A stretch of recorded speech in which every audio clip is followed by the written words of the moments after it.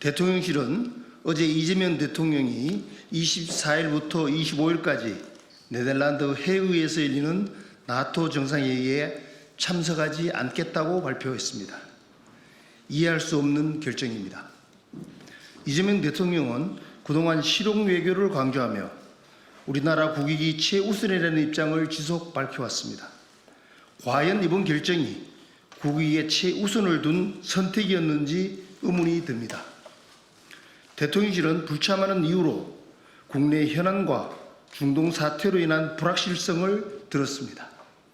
아니란 현실 인식에 걱정이 앞섭니다. 현재 급박하게 돌아가고 있는 국제 외교 안보 정세는 우리의 경제와 안보에 곧바로 영향을 미치게 됩니다.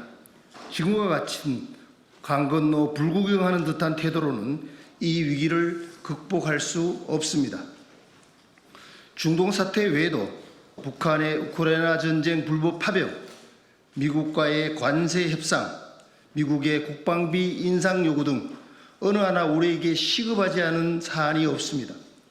도대체 어떤 국내 현안이 이보다 더 시급하다는 것입니까?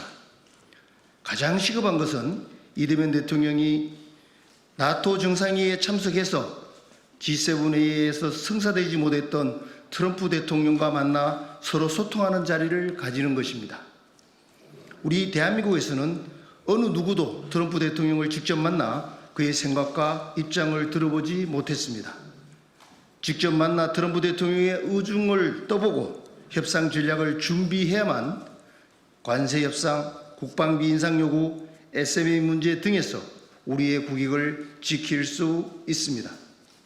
이재명 대통령은 지난 대선 기간 중에 통상 문제에 대해 저는 필요하면 가랑이 밑이라도 길 수 있다고 생각한다. 그게 뭐 중요한가라며 국익을 위해서는 어떤 수모든 강압이든 참을 수 있다는 입장을 밝혔습니다. 당시 말씀하셨던 초심으로 돌아가 대한민국을 위한 최선의 선택을 촉구합니다. 아울러 우리 우방국 정상들과도 머리를 맞대고 안보와 경제적 불확실성을 줄이기 위한 노력을 같이 해야 합니다. 지금 호황기에 있는 K방산을 위해서도 반드시 참석해야 합니다. 러시아 우크라이나 전쟁의 잔기화로 나토 회원국들의 안보 우려가 현실화되고 있습니다. 많은 유럽 국가들이 K방산에 주목하고 있습니다. 최근 미국은 나토 회원국들에게 국방비 5% 인상을 요구하고 있습니다. 지금 나토 회원국들이 요구하는 무기를 적시에 정량을 수출할 수 있는 국가는 대한민국밖에 없습니다. 방산 수출 확대를 위한 절호의 기회입니다. 최근 유럽에서 K방산이 활성화되자 영국, 독일 등 유럽 방산 선진국들은 우리에 대한 견제에 나서고 있습니다. EU 국가들의 블록화가 우려됩니다. 지속 가능한 방산 수출 강국으로 가기 위해서는 이번 회의에 참석해 우리의 능력을 나토 정상들에게 알리고 협력을 강화하는 것이 무엇보다 중요합니다. 우리는 2022년부터 일본, 호주, 뉴질랜드 등과 초청국 자격으로 나토 정상회의에 참석해 왔습니다. 이재명 정부가 출범한 직후 불참한다면 그렇지 않아도 친북, 친중, 친러 정권 출범에 대한 미국 등 우방국들의 우려가 있는데 자유우방국들과의 연대 의지를 의심받을 수 있습니다. 나토 정상회의에 불참하고 이로 인해 자유민주 진영과의 균열이 일어난다면 좋아할 나라는 우리의 나토 참여를 비판해온 중국, 러시아, 북한일 것입니다. 나토 정상회의는 유엔사 회원국과도 협력을 강화할 수 있는 좋은 기회입니다.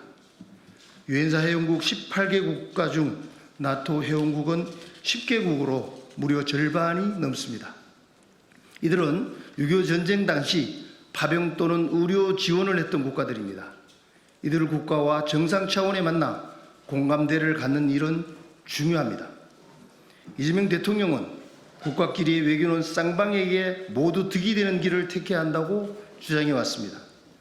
국가끼리의 외교는 주고받는 것이 기본입니다. 우리가 받기 위해서는 반드시 주는 것이 있어야 합니다. 그런데 받는 것만을 생각하면 외교는 실패합니다. 북한, 중국, 러시아가 아닌 오로지 대한민국 국익만을 위한 외교를 펼쳐야 합니다. 믿고 싶지 않지만 노무현 대통령 재임 당시 자주파와 동맹파의 갈등으로 외교 안보 정책이 갈짓자 행보를 보였던 악몽이 떠오릅니다. 재현될까 심히 우려됩니다. 대한민국은 자유민주 진영과 외교 지평을 넓혀가야 합니다. 그것만이 대한민국의 번영을 보장합니다. 국민들이 지켜보고 있습니다.